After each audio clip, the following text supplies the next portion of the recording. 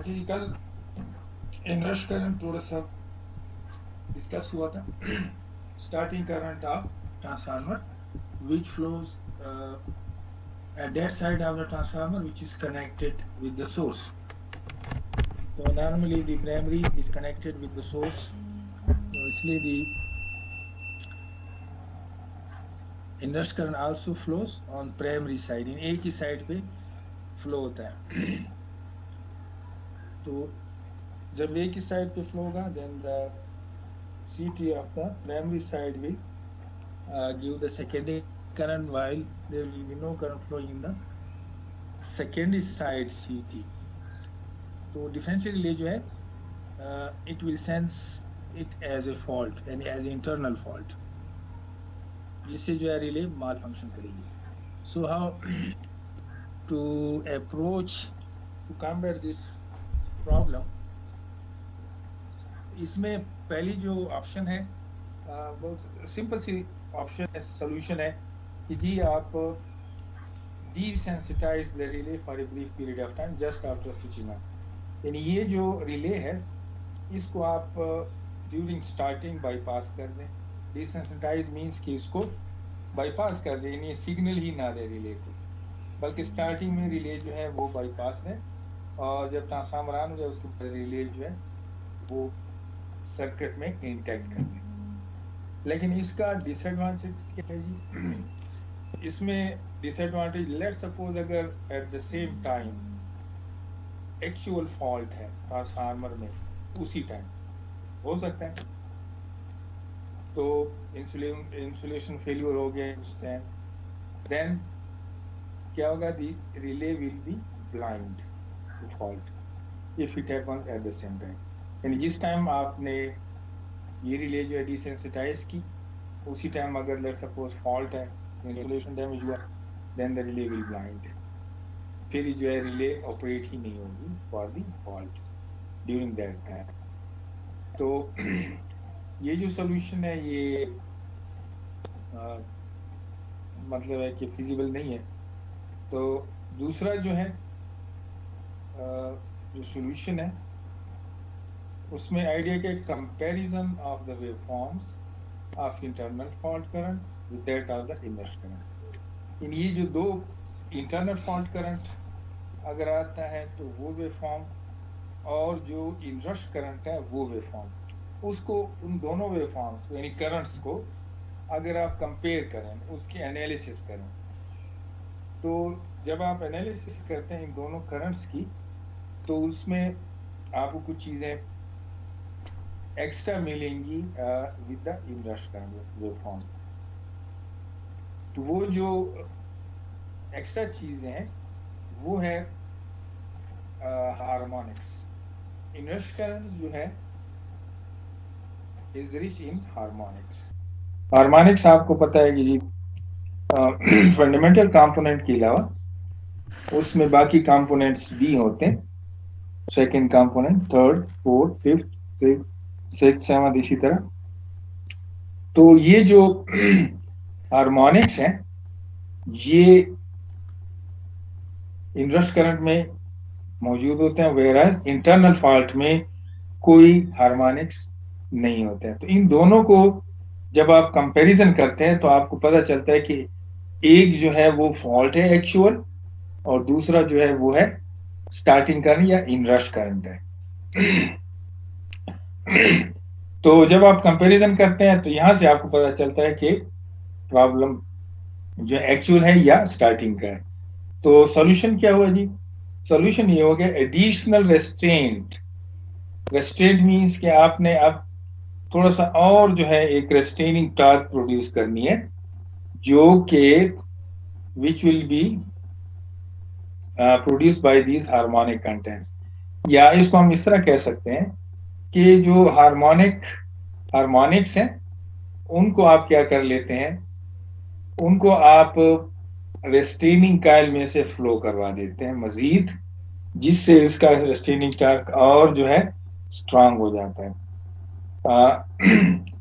तो जब आप हार्मोनिक्स को वहां से फ्लो कराते हैं तो ड्यूरिंग स्टार्टिंग जो है ये हार्मोनिक्स रेस्ट्रेनिंग टार्क प्रोड्यूस करते हैं और रिले को ऑपरेट होने से रोकते हैं। तो दिस इज द सॉल्यूशन। अब इस सॉल्यूशन को प्रैक्टिकली जो है आप किस तरह इंटरेक्ट करते हैं, उसके लिए क्या सर्किट लगाते हैं, तो बहुत सिंपल है।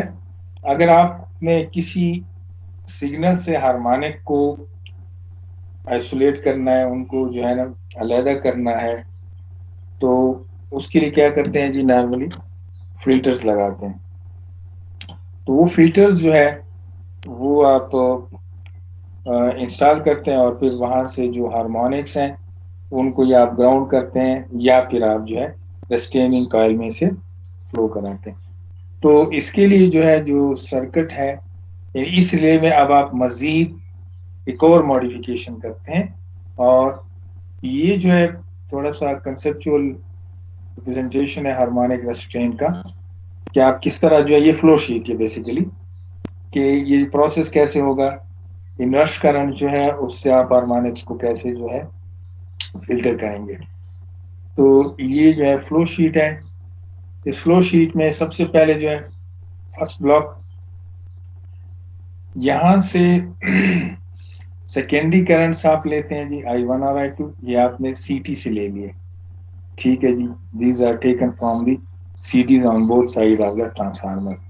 अच्छा, अब यहाँ पे ये जो करंट्स हैं फिर ये क्या हो जाते हैं, ये दो में डिवाइड हो जाते हैं। एक होता है speed current I1 minus I2, दूसरा जो होता है वो I1 plus I2 divided by 2।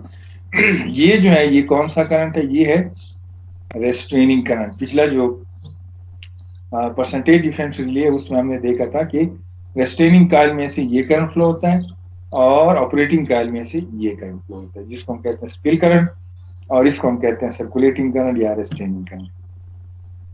अच्छा, अब नेक्स्ट क्या है जी, नेक्स्ट ब्लॉक जो है, अब आप ये चाहते हैं कि जो करंट है जिसमें हार्मोनिक्स हैं, उन हार्मोनिक्स को आप कहते हैं कि वो ऑपरेटिंग कॉइल में से फ्लो ना हो। क्यों? इसलिए कि जब आप ट्रांसफार्मर को एनर्जाइज करते हैं तो जो स्टार्टिंग करंट है जिसको हम इनवर्स करंट कहते हैं उसमें हार्मोनिक्स होते हैं। अगर वो हार्मोनिक्स फ्लो हो जाए through speed current operating coil, तो फिर रिले माल फंक्शन करती है। इसमें से फ्लो होते हैं, कोई मसला नहीं। सर्कुलेटिंग करंट में से जितना फ्लो हो जाए वो इसको उसका इशू नहीं है, इसलिए कि ये जो है ये रेस्ट्रेन करते हैं। लेकिन जो फॉल्स करंट है वो इसमें से फ्लो ना ऑपरेटिंग कॉइल में से तो जाहिर बात है फिर ऑपरेटिंग कॉइल में से हमने जो हार्मोनिक्स हैं उनको ब्लॉक करना है कि वो उसमें से फ्लो ना हो ड्यूरिंग इनरश करंट। तो इसलिए हमें इस स्पिल करंट को पहले फिल्टर करना है। तो यहाँ एक फिल्टर लगाया है जी, वो अभी नेक्स्ट जो सर्किट होगा इलेक्ट्रिकल सर्किट, उसमें आपको फिल्टर नजर आएगा। फिल्टर करके आप क्या करते हैं, यहाँ पे दो जो है आपके पास फिल्टर्ड करंट आ जाते हैं। एक जो है फंडामेंटल कंपोनेंट करंट होता है, दूसरा जो होता है जितने हार्मोनिक्स हैं वो आप यहाँ से फिल्टर कर लेते हैं। यानी फंडामेंटल जो है वो यहाँ हो जाता है, फंडामेंटल के अलावा second, third, fourth, fifth and so on जितने भी हार्मोनिक्स अवेलेबल हैं वो जो है अलग हो जाते हैं या फिल्टर हो जाते हैं। अब जैसे प्रीवियस हमने कहा कि सॉल्यूशन क्या है, कि जितने हार्मोनिक्स हैं, all the harmonics they are flown through the restraining coil. तो हम क्या करते हैं, यहाँ से जो स्पिल करंट में से हार्मोनिक्स आपने फिल्टर कर लिए वो भी आपने किसको दे दिए जी, रेस्ट्रेनिंग कॉइल को, और जो फंडामेंटल कंपोनेंट है वो आपने दे दिया ऑपरेटिंग कॉइल को। ये दो जो है ऑपरेटिंग कॉइल यानी इसका टार्क और रेस्ट्रेनिंग कॉइल का टार्क। अब यहाँ पे जो रेस्ट्रेनिंग कॉइल का करंट है वो भी, इसमें कोई फिल्टर नहीं लगा हुआ है, इसलिए कि यहाँ पे फिल्टर की जरूरत नहीं है, तो अनफिल्टर्ड है, फंडामेंटल भी है, इसमें हार्मोनिक्स भी है। यहाँ से हार्मोनिक्स आपने फिल्टर किए, दोनों को ऐड कर दिए और एडिशन के बाद यहाँ पे रेस्ट्रेनिंग टार्क को दे दी। तो अब जब भी आप ट्रांसफार्मर एनर्जाइज करेंगे तो क्या होगा जी, यहां से तो चले जाएंगे हार्मोनिक्स प्लस फंडामेंटल, लेकिन जो स्पिल करंट में हार्मोनिक्स होंगे वो फिल्टर होके, बजाय ये कि वो ऑपरेटिंग कॉइल में फ्लो हो, वो भी जो है आप रेस्ट्रेनिंग कॉइल को देते हैं, जिससे उसका टार्क मजीद जो है इंप्रूव हो जाता है और रिले जो है वो माल फंक्शन नहीं करती है. So this is the flow sheet of the harmonic restraint percentage differential relay. जी इसमें कोई क्वेश्चन है जी, प्रोसेस में, फ्लो शीट में? No sir. अब आप नेक्स्ट जो है हम जो फिल्टर्स हैं वो कैसे लगाते हैं रिले में, वो मॉडिफाइड कैसे होती है, ये जो उसका सर्किट डायग्राम है विद हार्मोनिक रेस्ट्रेंट. तो जो पहली वाली रिले थी परसेंटेज रिफ्ले डिफरेंशियल रिले, उसमें ये चीज वे नहीं थी, ये वाली. ठीक है जी, दिस वन. तो यहाँ पे इसको मॉडिफाई किया गया है और यहाँ पे दो फिल्टर्स ऐड किए गए हैं. एक फिल्टर ये वाला है जी, पैरेलल एलसी, और एक फिल्टर ये है सीरीज एलसी. इसके जो आउटपुट्स हैं वो यहाँ पे गिवन है जी. एक जो है ऑपरेटिंग कॉइल है ये वाला, और एक है रेस्ट्रेनिंग कॉइल, ये रिले है जी. अच्छा, यहां से ये जो फिल्टर है एलसी पैरेलल वाला, it blocks only the fundamental.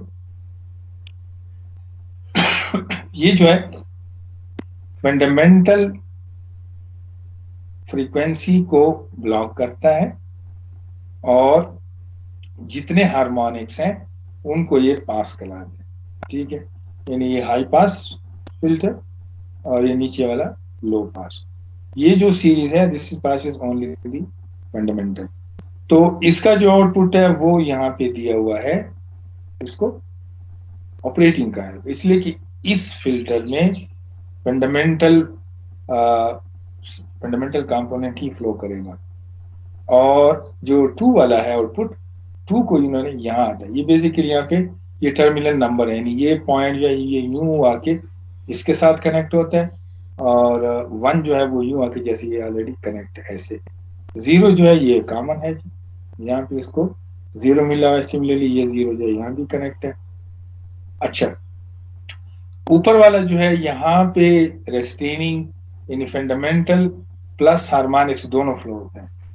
तो इसको जो है यहाँ पे एज इट इज लिया हुआ है, कोई जो है इसमें फिल्टर नहीं लगा हुआ है, और 3 और 4 को कनेक्ट किया इन टर्मिनल्स को यहाँ पे.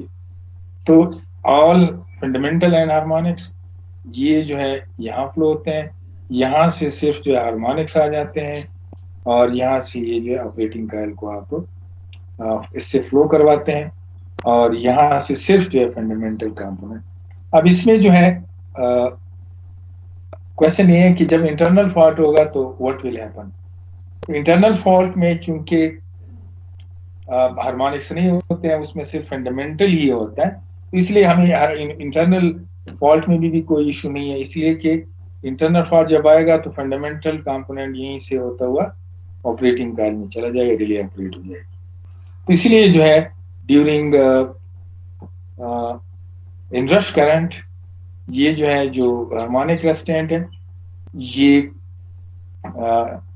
इनेक्शन होगा और रिले को माल फंक्शन से सेव करेगा. तो ये जो है थोड़ा सा इसका ऑपरेशन है, कैसे जी ये हार्मोनिक रेस्टेंट काम करता है. इसमें कोई क्वेश्चन है?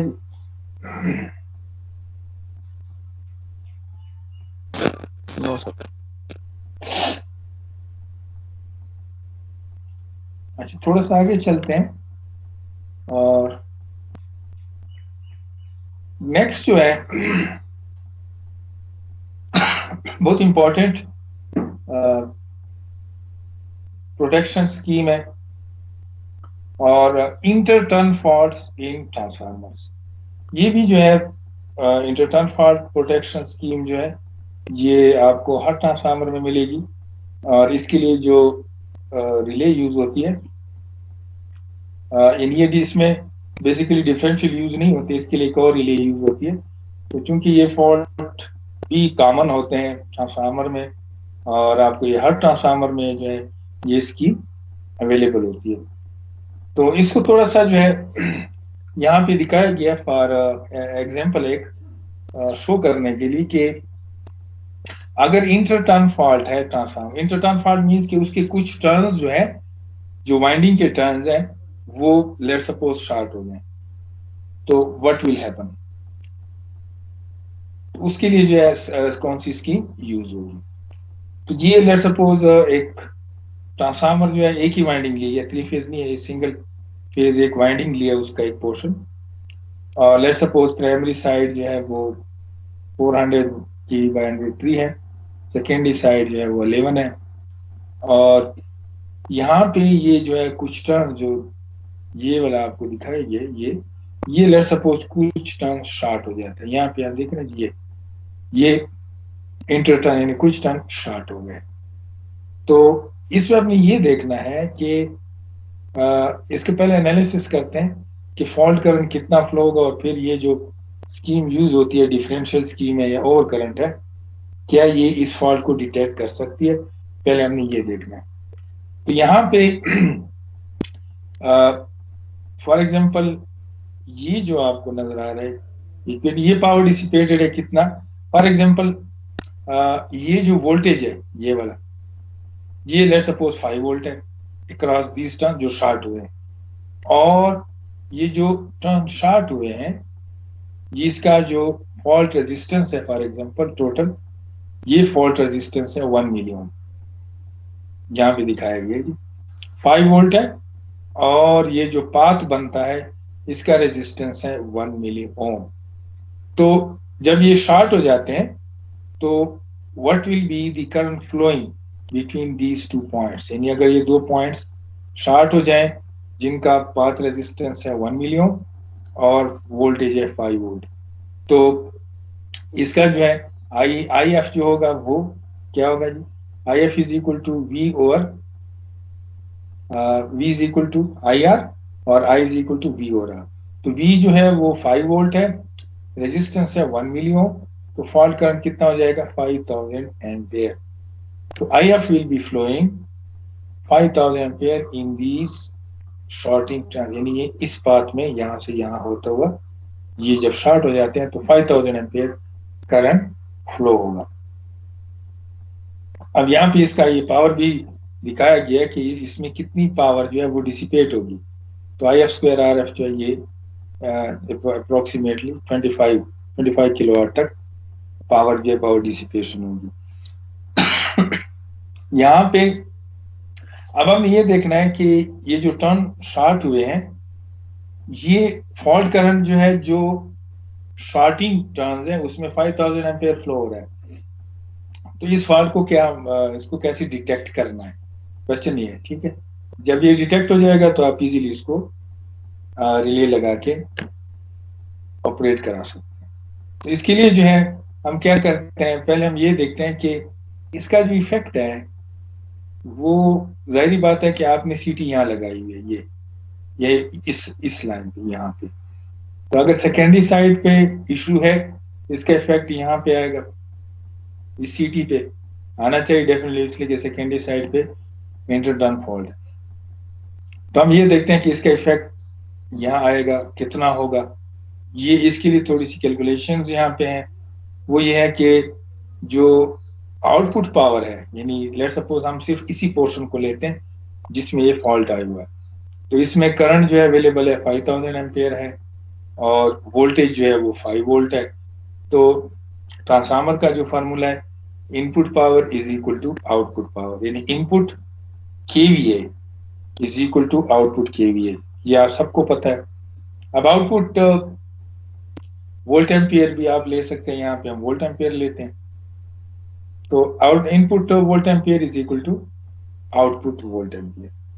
यहां से ये इक्वेशन जो है ये देखिए, equating primary and secondary VA, तो प्राइमरी VA जो है वोल्टेज आप ले लें मल्टीप्लाई बाय करंट I। अब I आपको नहीं पता, I1 प्राइमरी साइड करंट ये कितना है, जबकि सेकेंडरी साइड पे आपको वोल्टेज और करंट का पता है। सो 5 × 5000, इसको जब आप सॉल्व कर लेंगे तो आपके पास वैल्यू आ जाएगी प्राइमरी करंट की 0.11 अप्रोक्सीमेटली 0.11 एम्पेयर, यहाँ पे शो किया गया है इस लाइन पे। अब ये 0.11 एम्पेयर जो है ये फॉर एग्जांपल अगर यहाँ सीटी लगी हुई है 3000/5 की, तो 3000/5 की जो सीटी है वो इस फॉल्ट करंट को 0.11 एम्पेयर उसके मुकाबले में कुछ भी नहीं है।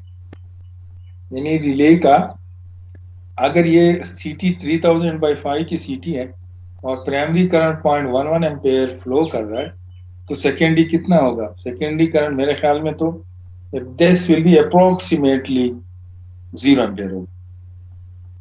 अब ये 0 एम्पेयर अगर फ्लो हो रहा है तो ये जो सीटी है 3000/5, ये सीटी जो है वो इस करंट को सेंस ही नहीं करेगी, इसलिए कि जैसे ये जो अप्रोक्सीमेटली 0 एम्पेयर है।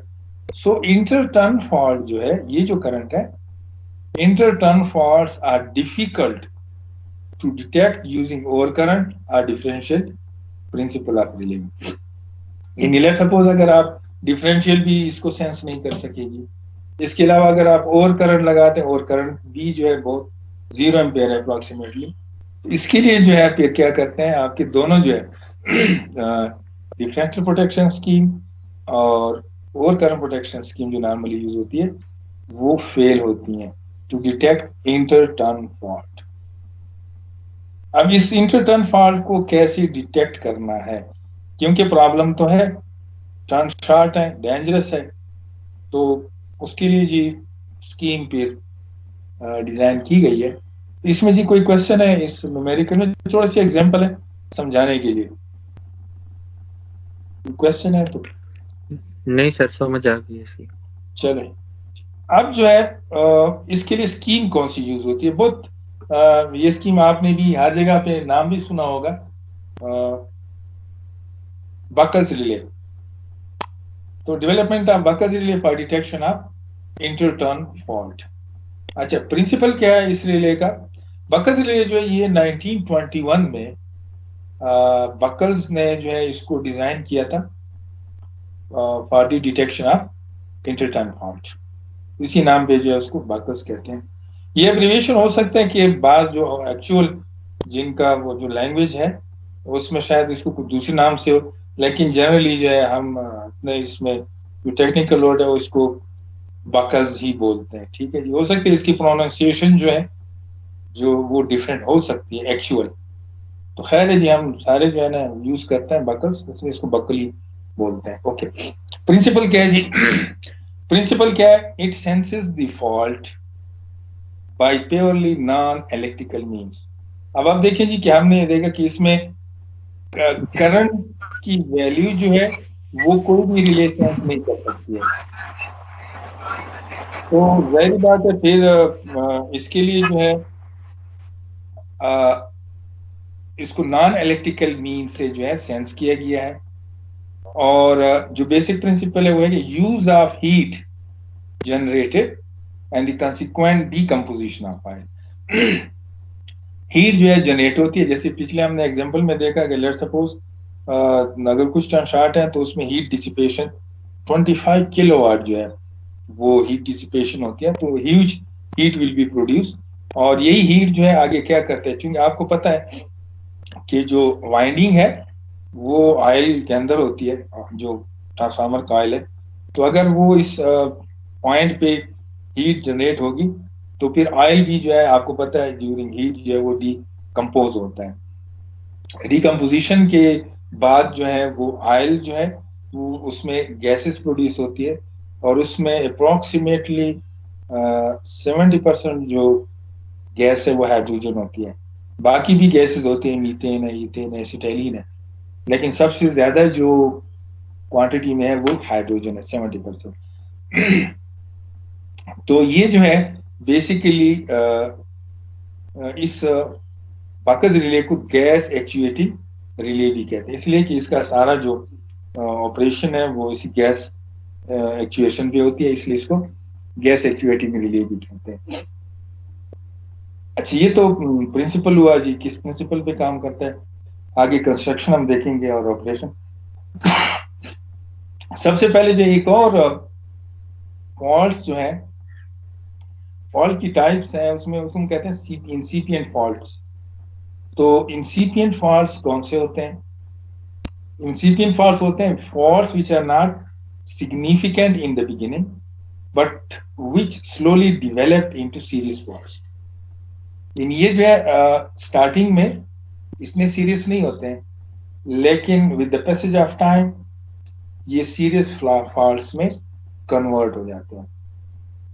अब ये जो हमने रिले की डेफिनेशन पढ़ी थी, नॉर्मली जो प्रोटेक्टिव रिलेज होते हैं वो आफ्टर फॉल्ट जो है वो एक्शन में आते हैं। आफ्टर फॉल्ट यानी फॉल्ट आ गया उसके बाद कोई भी रिले आपको एडवांस में फॉल्ट्स डिटेक्ट नहीं करती है।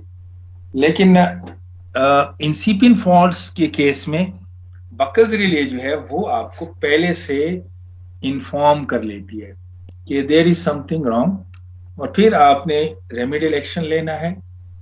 तो ये जो फॉल्ट्स हैं, ये इंटरटर्न फॉल्ट है, ये भी इंसिपिएंट फॉल्ट्स में आता है।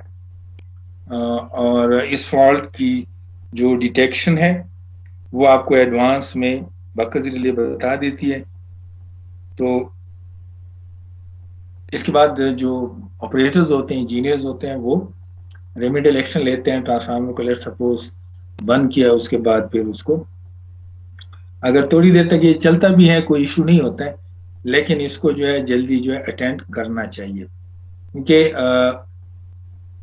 इसमें दो डिटेक्शन होती है, एक अलार्म देता है और एक जो है ट्रिपिंग होती है। जिस टाइम बकस रिले ट्रिप कर गई तो इसका मतलब है कि आपने उस फॉल्ट को सीरियस नहीं लिया और डेफिनेटली फिर डैमेजेस ज्यादा होते हैं। इसलिए बकस रिले जब भी आपको अलार्म देती है तो आपने एक्शन लेना होता है और रेमेडियल एक्शन लेना होता है।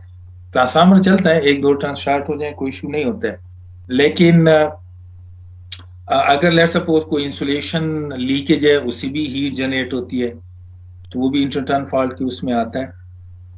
तो अगर इस किस्म के फॉल्ट्स हैं, इंसुलेशन लीकेज है, वहां पे कोई एयर बबल रह गया था, वो ऐसा ऐसा आयनाइज हो गया, तो फिर वो सीरियसली जो इंसुलेशन को डैमेज कर लेता है और आगे जो डैमेज वाइंडिंग मजीद डैमेज हो सकती है। इसलिए फर्स्ट अलार्म पे भी जो है एक्शन लेना चाहिए। तो ये जी प्रिंसिपल हो गया। अब हम इसकी जो लोकेशन है बकस रिले की,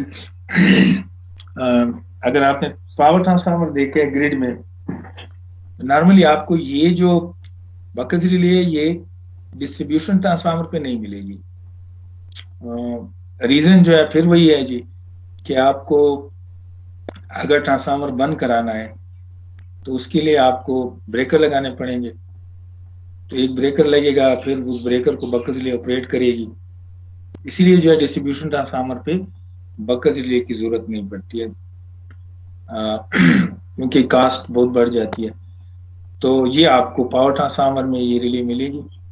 और लोकेशन जो है वो अगर आपने ग्रिड का विजिट किया हो तो पावर ट्रांसफार्मर में आपको ये रिले जो है लोकेशन, ये आप देख रहे हैं कि जो पाइप जाता है which connects the tank of the transformer with the conservator. ऊपर जो है कंजर्वेटर, आप सबको पता है फंक्शन क्या होता है कंजर्वेटर का। तो बकस रिले जो है वो इस पाइप के ऊपर यहाँ लगी होती है और ये ऑयल जो है वो फ्लो होता है through Buchholz relay and to the conservator. यहाँ पे थोड़ा सा जो है ना इसको ये दिखाया गया है जी, ये जो ऑयल है ये ऑयल यहाँ से होता हुआ कंजर्वेटर में जाता है। और जो भी जो है फॉल्ट जब भी आता है तो बेसिकली फंक्शन क्या होता है कि जब ये ऑयल डिकम्पोज होता है, हीट अप होता है, then it rushes to the conservator. Conservator का काम क्या है सबको पता है। कंजर्वेटर जो है वो यहाँ पे स्पेस देता है ऑयल को फॉर द एक्सपेंशन। ऊपर जो है आपको फ्री स्पेस यहाँ नजर आ रहा है। ऑयल जब हीट होता है then it rushes into the through the Buchholz relay to the conservator. इसके बाद कूल होता है तो फिर वापस आता है। तो ये प्रोसेस चलता रहता है और इसी कंजर्वेटर से फिर यहाँ पे गैसेस वगैरह जो है वो आप सैंपल लेते हैं और फिर आगे एनालिसिस करते हैं। तो ये जो है इस स्लाइड में आपको बकल्स रिले की लोकेशन दिखाई कि ये कहाँ पे इंस्टॉल होती है। जी, इसमें कोई क्वेश्चन है?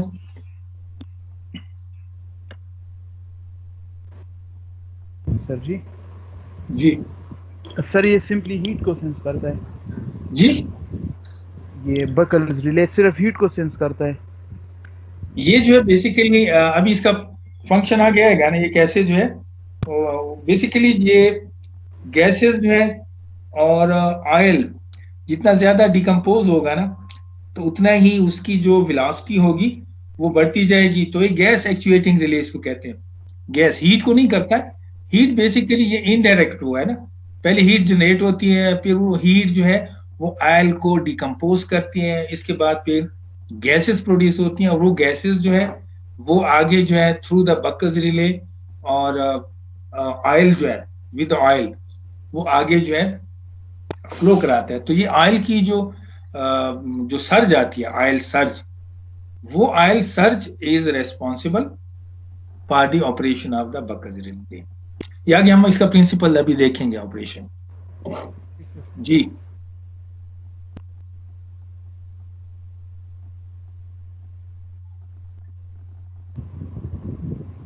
सही है।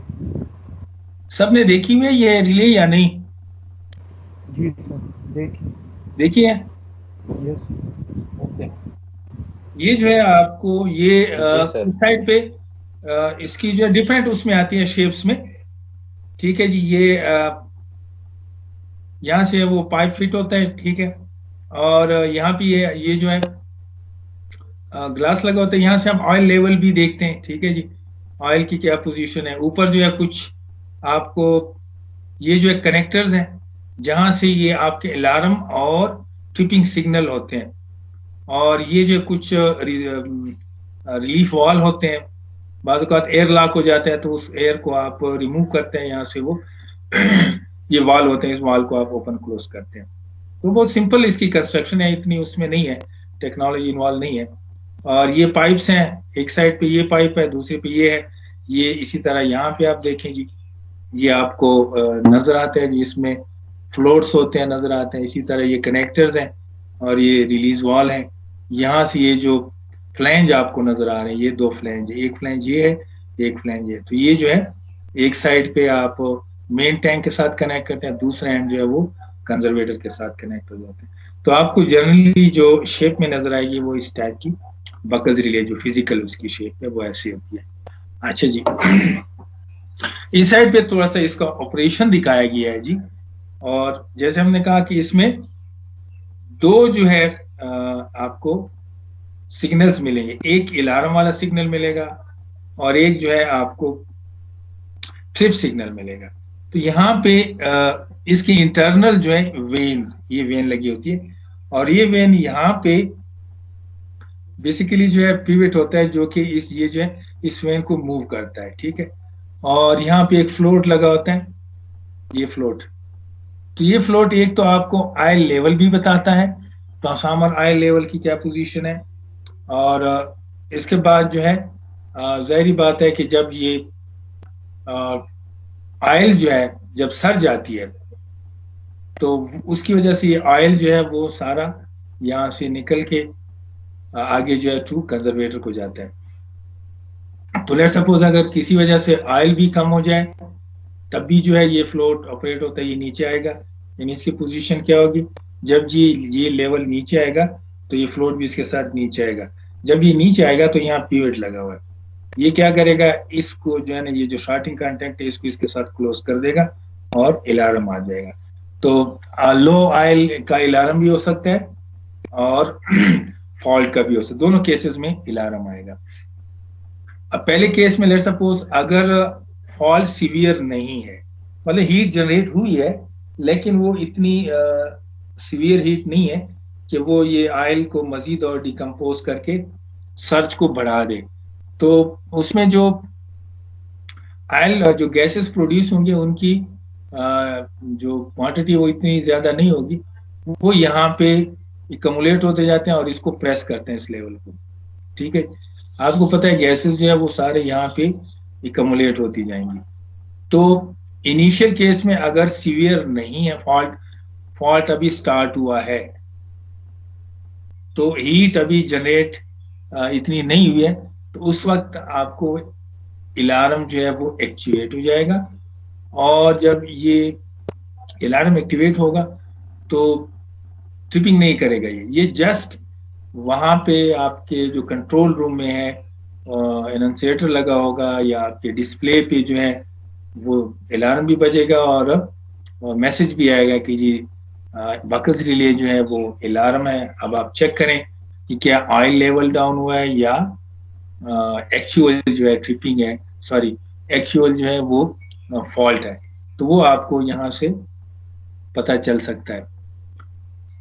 दूसरे केस में लेट सपोज अगर ये नॉन अटेंडेड हुआ, तो ये जो सर्ज लिखा हुआ है ऑयल सर्ज, अगर ये सर्ज मजीद जो है यानी सर्ज अगर सीवियर नहीं है तो ये वेन जो है जब ये इसको स्ट्राइक करेगा तो इतनी चूंकि उसकी वो नहीं होगी कैपेसिटी कि वो इस वेन को जो है वो आगे ले जाए, ऐसे ये ऐसे ऑपरेट होगा, ऐसे ऐसे। तो जब ये ऐसे होगा तो ये जो शॉर्टिंग कंटेक्ट है ये इन दोनों को आपस में शॉर्ट कर लेते हैं। तो ऑयल सर्ज जो है अगर सीवियरिटी कम है तो फिर ये जो है अपनी जगह पे रहेगा, लेकिन अगर ये ऑयल सर्ज बहुत ज्यादा है, पीछे जो है सीवियर किस्म का जो है आगे हीट जनरेट हुई है और ये जो सर्ज है ये इसको जब स्ट्राइक करेगा तो ये नीचे आएगा, ये वेन जो है यहाँ पे पिवट है, ठीक है, जिसके क्रॉस ये मूव करता है, ये ऐसे यूं आएगा और ये दोनों कॉन्टेक्ट शॉर्ट कर देगा, जिससे जो है बका अब ये ट्रिप सिग्नल है, आगे जो है जो ट्रांसफार्मर का ब्रेकर है उसको ये बंद करा देगा। तो tripping is very dangerous. Buckles relay में ट्रिपिंग को जो है वो आपने नहीं आने देना है किसी सूरत भी। आपने अलार्म चेक करना है, ऑयल लेवल आपको जो है कंजर्वेटर में भी नजर आता है ऑयल लेवल वहां पे, कि अगर ऑयल लेवल है तो आप ये नॉर्मली पता है जब लोग फील्ड में काम कर रहे होते हैं ऑयल लीकेज वगैरह होती है उनको पता होता है कि जी ये बकल्स रिले का है या लो ऑयल का है। तो एनी हाउ इसके जो अलार्म को कभी जो है वो लाइट नहीं लेना चाहिए, हमेशा सीरियस लेना चाहिए। और इसलिए कि अलार्म के बाद ट्रिपिंग जो है उसके बाद आपने ट्रांसफार्मर को एनर्जाइज ही नहीं करना है। इसका मतलब है कि ट्रांसफार्मर इज सीवियरली डैमेज्ड, उसका जो है वाइंडिंग डैमेज हो गई है। तो जो पहले आपको पता है अगर आप ग्रिड में ट्रांसफार्मर जो है वाइंडिंग डैमेज हो जाए उसको रिप्लेस करना बहुत मुश्किल काम है। ट्रांसफार्मर की आप देखते हैं उसकी कैपेसिटी 13 MVA का एक ट्रांसफार्मर है, लेट सपोज 14 MVA का, उसको खोलना डिसमेंटल करना, फिर ग्रिड में तो उसकी रिपेयरिंग नहीं होती, you have to transfer it to some workshop में, फिर वो शिफ्टिंग भी जो है ना अजाब है, इसलिए जो है इसकी बहुत केयर करनी पड़ती है। इसलिए जब भी आप काम कर रहे हैं अलार्म आ गया बकल्स रिले का, इसको आप सीरियसली लिया करें जी। तो ये ऑपरेशन है बकल्स रिले का। इसमें जी ऑपरेशन में कोई क्वेश्चन है?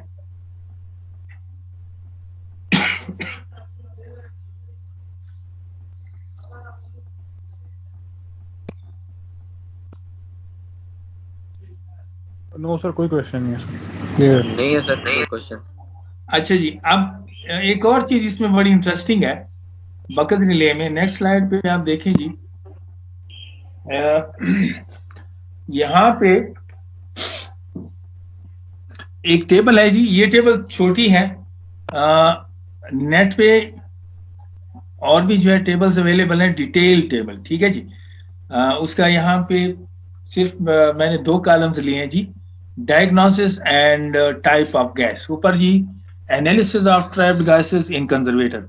अच्छा जी, ये जब इंटरनल कोई मसला होता है ना किसी वजह से, लेट्स सपोज कोर में इशू है, वाइंडिंग में इशू है, इंटरटर्न फॉल्ट है, या कोर जॉइंट्स लूज हैं या वहां पे कोई बर्निंग हो रही है, तो बकल्स रिले उसके बाद जो कंजर्वेटर है वहां पे जो गैसेस प्रोड्यूस होती हैं उनको आप इजीली जो है एनालिसिस कर सकते हैं। ठीक है जी। अब वो जो एनालिसिस है ये बेसिकली लैब्स अवेलेबल होती हैं, फैसलाबाद में भी बड़ी अच्छी लैब है इसकी।